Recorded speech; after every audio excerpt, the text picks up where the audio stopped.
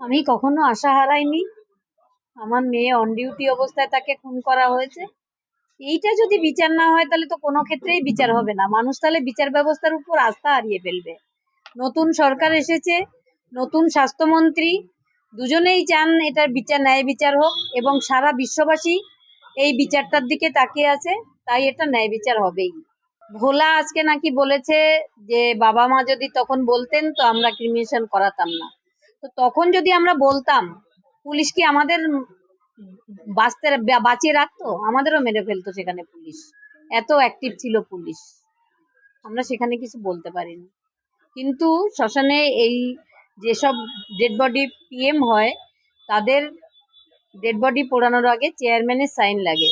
সেখানে চেয়ারম্যানের সাইন নেই। আর সোমনাথদেরও আছে পরিবারের কারণেই, কিন্তু ওখানে চেয়ারম্যানের সই থাকা বাধ্যতামূলক ছিল, কিন্তু দেখবেন ওখানে চেয়ারম্যানের সাইন নেই। তাহলে পোড়ালো কেন ওরা? আমি তাহলে ভোলাকেও অ্যারেস্ট করতে বলবো।